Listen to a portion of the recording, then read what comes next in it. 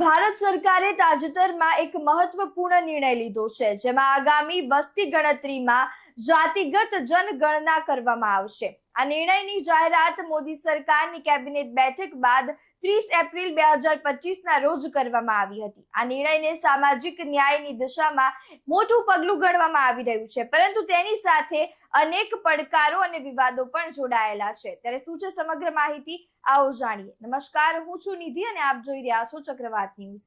राहुल गांधी जी लगभग 10 साल से, चाहे पार्लियामेंट हो चाहे और कोई मंच हो, जातीय जनगणना की बात करते आए हैं। लगातार मांग रही और हमारे कैबिनेट ने, जब महागठबंधन की सरकार थी, कैबिनेट में सिफारिश भी भारत सरकार को भेजी थी। अगर ये सरकार चल गई, यही सरकार जातिगत जनगणना करवाएगी। अगर आप करा सकते हैं तो आप कराइए। नहीं अध्यक्ष महोदय, जब कभी भी हम लोगों को मौका मिलेगा तो जाति जनगणना कराने का काम हम लोग करेंगे। सामान्य रीते भारतમાં વસ્તી ગણતરી દર 10 વર્ષે કરવામાં આવતી હોય છે। જો કે 2011 બાદ 2021માં વસ્તી ગણતરી હાથ ધરવામાં આવી નથી। ઘણા રાજકીય પક્ષો અને સામાજિક સંગઠનો દ્વારા જાતિગત જનગણના કરવા માટે લાંબા સમયથી માંગ ઉઠી રહી હતી। ખાસ કરીને બિહાર જેવા રાજ્યોમાં જાતિ આધારિત ગણતરીની માંગ તીવ્ર બની હતી અને બિહારે 2023માં પોતાના સ્તરે જાતિ સર્વે હાથ ધર્યો હતો। આ બાદ આ પગલું રાષ્ટ્રીય સ્તરે જાતિ આધારિત વસ્તી ગણતરીની ચર્ચાએ વેગ આપનારું સાબિત થયું હતું। હવે મોદી સરકારની કેબિનેટ બેઠકમાં જાતિ આધારિત વસ્તી ગણતરીનો નિર્ણય લેવાયો છે। केंद्रीय मंत्री अश्विनी वैष्णवे प्रेस कॉन्फ्रेंस में आ जाहेरात करी हती। केंद्रीय मंत्री अश्विनी वैष्णवे प्रेस कॉन्फ्रेंस में शुं कह्युं, आओ सांभळीए। साथियों, आप सब जानते हैं कि कांग्रेस की सरकारों ने आज तक जाति जनगणना का विरोध किया है। आजादी की बाद की सभी जनगणनाओं में जातियों की जनगणना नहीं की गई। 1947 के बाद से अगर देखें, वर्ष 2010 में तत्कालीन प्रधानमंत्री दिवंगत डॉक्टर मनमोहन सिंह जी ने लोकसभा में आश्वासन दिया था कि जाति जनगणना पर कैबिनेट में विचार किया जाएगा। तत्पश्चात एक मंत्रिमंडल समूह का भी गठन किया गया था, ग्रुप ऑफ मिनिस्टर्स, जिसमें अधिकांश राजनीतिक दलों ने जाति आधारित जनगणना की संस्तुति की थी। इसके बावजूद कांग्रेस की सरकार ने जाति जनगणना के बजाय एक सर्वे कराना ही उचित समझा। उस सर्वे को सभी SECC के नाम से जानते हैं। इस सब के बावजूद कांग्रेस और इंडी गठबंधन के दलों ने जाति जनगणना के विषय को केवल अपने राजनीतिक लाभ के लिए उपयोग किया।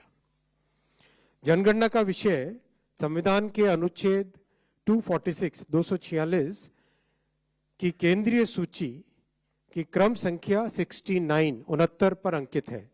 यह केंद्र का विषय है। हालांकि कई राज्यों ने सर्वे के माध्यम से जातियों की जनगणना की है। जहां कुछ राज्यों ने यह काम सुचारू रूप से संपन्न किया है, वहीं कुछ अन्य राज्यों ने राजनीतिक दृष्टि से और गैर पारदर्शी ढंग से सर्वे किया है। इस प्रकार के सर्वे से समाज में भ्रांति फैली है। इन सभी स्थितियों को ध्यान में रखते हुए और यह सुनिश्चित करते हुए कि हमारा सामाजिक ताना बाना राजनीति के दबाव में न आए, जातियों की गणना एक सर्वे के स्थान पर मूल जनगणना में ही सम्मिलित होनी चाहिए। इससे यह सुनिश्चित होगा कि समाज आर्थिक और सामाजिक दृष्टि से मजबूत होगा और देश की प्रगति भी निर्बाध चलती रहेगी। ભારતમાં છેલ્લી જાતિગત જનગણના 1931માં બ્રિટિશ શાસન દરમિયાન કરવામાં આવી હતી। આઝાદ ભારતમાં 1951ની જનગણનામાં ફક્ત અનુસૂચિત જાતિ અને અનુસૂચિત જનજાતિની ગણતરી કરવામાં આવી હતી, પરંતુ અન્ય જાતિઓની વિગતવાર ગણતરી કરવામાં નહોતી આવી। 2011માં યુપીએ સરકારે સામાજિક, આર્થિક અને જાતિગત જનગણના કરી હતી, પરંતુ તેનો જે અંતિમ અહેવાલ છે તે આજ સુધી સાર્વજનિક રીતે બહાર પાડવામાં નથી આવ્યો। પણ વર્ષોથી રાહુલ ગાંધીથી લઈને અનેક મોટા નેતાઓ જાતિગત જનગણનાને લઈને વારંવાર નિવેદનો આપતા રહ્યા છે। જો કે વડાપ્રધાન મોદીથી લઈને યોગી, અમિત શાહ સહિતના नेताओए તે સમયે આનો વિરોધ કર્યો હતો। પીએમ મોદીએ તો ત્યાં સુધી કહ્યું હતું કે જાતિગત જનગણના કરીને વિપક્ષ તમારી સંપત્તિ અન્યને આપી દેશે। ત્યારે વધુમાં નરેન્દ્ર મોદી દ્વારા શું કહેવામાં આવ્યું, आओ સાંભળીએ। તમારી પાસે બે ભેંસ હોય તો એક ભેંસ કોંગ્રેસ વાળા કહે છે સરકારમાં આપી દો, એક તમારા છોકરાને આપવાની. કેમ તો અમારે એક ભેંસ અમારી વોટ બેંકમાં આપવાની છે. આ કાયદેસર લાવવા મેનિફેસ્ટોમાં લખ્યું છે. બોલો, આ હિંમત એમની. હવે આ દેશના નાગરિકને આપણે સમજાવવું જોઈએ કે ના સમજાવવું જોઈએ? ભાઈ, અમે તો તમારી તાકાત વધારવાનું કામ કરી રહ્યા છે. એ તમે ભેગી કરેલી તાકાતને લૂંટવાનું કામ કરવાનું વિચારી રહ્યા છો. ખુલીને વિરોધ છતાં પણ ભાજપ સરકાર દ્વારા શા માટે આ નિર્ણય લેવામાં આવ્યો છે તેના પર એક વિચાર કરવો એ ચર્ચાનો વિષય બન્યો છે. શું ખરેખર કૃષિ કાયદા પાછા લેવાના નિર્ણયની જેમ જ ચૂંટણી લાભ માટે આ નિર્ણય લેવામાં આવ્યો છે કે શું, તેના પર પણ અત્યારે ચર્ચાઓ જોવા મળી રહી છે. देखो, देवेंद्र फडणवीस की बात आप भूल जाइए. उनको वो लेवल की बात समझ में नहीं आती, राष्ट्रीय लेवल की. समझा ना? राहुल गांधी जी लगभग 10 साल से, चाहे पार्लियामेंट हो चाहे और कोई मंच हो, जातीय जनगणना की बात करते आए हैं. जिस जाति का जितना हिस्सा है उनका हक उनको मिलना चाहिए. ये पूरा बहुजन समाज की बात है. देवेंद्र फडणवीस जी को समझ में नहीं आएगी. उनकी विचारधारा अलग है. देवेंद्र फडणवीस की विचारधारा उस जातीय जनगणना में नहीं बैठती. ये बहुजन समाज की बात है. मैं ये बोल रहा हूं, ये राहुल गांधी का श्रेय है. जरूर कैबिनेट ने निर्णय लिया, लेकिन राहुल गांधी 10 साल से बात कहते आए हैं. तो मैं इतना ही कहूंगा, सरकार मोदी की और सिस्टम राहुल जी की चल रही है और ये चलती रहेगी. आने वाले दिनों में देखो क्या होता है. सरकार को झुकना पड़ा. राहुल जी ने जो बात कही बार बार इस बारे में, वो समाज के, देश के आखिरी तबके तक चली गई. तो बिहार चुनाव सामने है, फिर पश्चिम बंगाल है, फिर और कुछ है. तो सरकार को निर्णय लेना पड़ा. दूसरी बात, राजनीति उसमें भी है. ये पहलगांव हमले के बाद जिस प्रकार का माहौल पूरे देश में बना है, लोग मोदी जी से सवाल पूछने लगे हैं. तो सवाल के ऊपर का ध्यान हटाने के लिए भी ये निर्णय जल्दबाजी में लिया गया. नहीं तो इतने साल से हम बोल रहे, तब निर्णय नहीं लिया, लेकिन कल ले लिया. युद्ध का माहौल है, लोग सवाल पूछ रहे हैं मोदी जी को और अमित शाह को. हाँ, तो ये भी एक मुद्दा है. कभी भी हो, हम तो इसके पक्षधर हैं. ये हमारी ही मांग है, ये हमारी ही जीत है. ये लालू जी की जीत है, ये हमारे पुरखों की जीत है, ये समाजवादियों की जीत है. और हमारे ही एजेंडे की बात जो है आज भाजपा कर रही है, जो कल तक कहती थी कि नहीं करेंगे. ये ताकत है हम लोगों की. और अगली लड़ाई जो भी आपका सेंसस होगा, जाति आधारित गणना उसमें इंक्लूड होगा. परिसीमन से पहले होना चाहिए.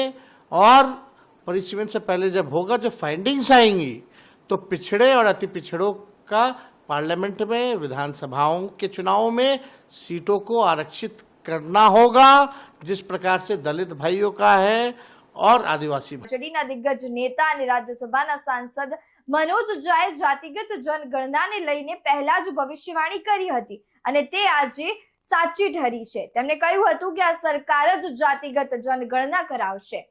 आप न्यायालय में हैं, आप विद्यालय में हैं, आप विश्वविद्यालय में हैं, आप पुलिस में हैं, आप चौक में हैं, आप बाजार में हैं, आप खरीदार हैं, आप विक्रेता हैं, सब तो आप ही आप हैं. तो आपको विजिबिलिटी अपनी ज्यादा दिखती है. न्यूमेरिकल स्ट्रेंथ विजिबिलिटी से तय नहीं होता. इसलिए मैं कह रहा हूं कि जब जातिगत जनगणना की बात होती है, और मैं आज कहूं यहां, अगर यह सरकार चल गई, यही सरकार जातिगत जनगणना करवाएगी. अगर यह चल गई, क्योंकि एक बात कही जाती है कि an idea which has arrived nobody can set it aside. यह आइडिया अराइव कर गया है. आज के दिन में सामाजिक न्याय का सबसे बड़ा मुद्दा है जातिगत जनगणना. और जो कोई इसको दरकिनार करेगा, वो राजनीति से, समाज से दरकिनार हो जाएगा. ત્યારે પક્ષ વિપક્ષની વાતો તમે સાંભળી. કેન્દ્રીય ગૃહમંત્રી અમિત શાહે આ નિર્ણયને ઐતિહાસિક ગણાવ્યો છે અને કહ્યું છે કે આનાથી સામાજિક ન્યાયની દિશામાં મોટું પગલું ભરાશે. ત્યારે આ નિર્ણયના ફાયદા કેટલા છે તેના પર નજર કરીએ. પહેલો ફાયદો છે કે નીતિ ઘડતરમાં મદદ થશે. જાતિ આધારિત ડેટા સરકારને વધુ ચોક્કસ અને લક્ષિત નીતિઓ ઘડવામાં મદદ કરશે. ખાસ કરીને અનામત શિક્ષણ, રોજગાર અને સામાજિક કલ્યાણ યોજનાઓનું આયોજન વધુ અસરકારક રીતે થઈ શકશે. બીજો ફાયદો છે સામાજિક ન્યાય થશે. જાતિ આધારિત ગણતરીથી વિવિધ જાતિઓની વસ્તી, આર્થિક સ્થિતિ અને સામાજિક પછાતપણું જાણી શકાશે, જેનાથી વંચિત વર્ગોને વધુ લાભ મળી શકશે. કોંગ્રેસ પાર્ટીએ પણ આને સામાજિક ન્યાયનું ક્રાંતિકારી પગલું ગણાવ્યું છે. પારદર્શિતા આવશે. જાતિ આધારિત ડેટા જાહેર થવાથી સમાજમાં વિવિધ જૂથોની ભાગીદારી અને સંસાધનોનું વિતરણ વધુ પારદર્શી બનશે. આનાથી સરકારી યોજનાઓનું યોગ્ય અમલીકરણ થઈ શકશે. ત્યારે ચોથો ફાયદો છે રાજકીય જાગૃતિ વધશે. આ ડેટા રાજકીય પક્ષો અને સામાજિક સંગઠનોને જાતિ આધારિત મુદ્દાઓ પર વધુ સચોટ રીતે ચર્ચા કરવામાં મદદ કરશે, જેનાથી લોકોમાં જાગૃતિ વધશે. આ તો થઈ ફાયદાની વાતો, પણ સરકારે આ પગલું કેમ લીધું તેના પર ચર્ચા કરીએ તો બિહાર, ઉત્તર પ્રદેશ અને અન્ય રાજ્યોમાં જાતિ આધારિત રાજકારણ પ્રબળ બન્યું છે. બિહારના જાતિ સર્વે બાદ અન્ય રાજ્યો અને રાજકીય પક્ષો દ્વારા આવી ગણતરીની માંગ કરવામાં આવી હતી. ત્યારે બિહાર ચૂંટણી પહેલા આ નિર્ણયને રાજકીય રીતે મહત્વનો ગણવામાં આવી રહ્યો છે. તો સરકારનું કહેવું છે કે આ નિર્ણય સામાજિક ન્યાય અને સમાવેશી વિકાસના લક્ષ્યોને હાંસલ કરવા માટે લેવામાં આવ્યો છે. વંચિત જાતિઓનું યોગ્ય રીતે લાભ મળે તે માટે ડેટા જરૂરી છે. જાતિ આધારિત ડેટા અનામત નીતિના પુનરાવલોકન અને તેના અમલીકરણ માટે મહત્વનો બનશે. ખાસ કરીને ઓબીસી, એસસી અને એસટી વર્ગોની ચોક્કસ વસ્તી જાણવાથી અનામતનું જે યોગ્ય વિતરણ છે તે થઈ શકશે. દેશના 90% લોકોની ભાગીદારી સુનિશ્ચિત કરવા માટે જાતિ આધારિત ગણતરી જરૂરી છે, એવું કોંગ્રેસ સહિત અન્ય પક્ષોએ દલીલ કરી છે. આ પાર્ટી અને જન દબાણને સરકારે ધ્યાને લીધું હોઈ શકે છે તેવું લાગી રહ્યું છે. પરંતુ હવે અહીંયા વિપક્ષોનું માનવું છે કે સરકારે આ નિર્ણય રાજકીય દબાણ અને ચૂંટણી લક્ષી લાભ માટે લીધો છે. બિહાર, યુપી અને અન્ય રાજ્યોમાં ઓબીસી અને એસસી એસટી મતદારોની સંખ્યા મોટી છે. આ નિર્ણયથી બીજેપી આ મતદારોને આકર્ષવા માંગે છે. ત્યારે કોંગ્રેસ, આરજેડી અને એસપી જેવા પક્ષો લાંબા સમયથી જાતિ ગણતરીની માંગ કરી રહ્યા હતા. ત્યારે શું સરકાર વિપક્ષના દબાણમાં આવીને આ નિર્ણય લીધો છે? શું સરકાર પોતાને સામાજિક ન્યાયના સમર્થક તરીકે રજૂ કરવા માંગે છે? જેવા અનેક સવાલો અત્યારે સરકાર પર ઊભા થઈ રહ્યા છે. જાતિ આધારિત વસ્તી ગણતરીનો નિર્ણય ભારતના સામાજિક અને રાજકીય પરિદ્રશ્યમાં એક નવો અધ્યાય ઉમેરશે. આનાથી એક તરફ સામાજિક ન્યાય અને સમાવેશી વિકાસને વેગ મળશે, તો બીજી તરફ જાતિવાદ અને રાજકીય દુરુપયોગના જોખમો પણ ઊભા થશે. તો સરકારે આ ડેટાનો ઉપયોગ કેવી રીતે કરવો અને તેની ગોપનીયતા કેવી રીતે જાળવવી તેના પર ખાસ ધ્યાન રાખવું પડશે. આ નિર્ણયની સફળતા આગામી વર્ષોમાં તેના અમલીકરણ અને પરિણામો પર નિર્ભર કરશે.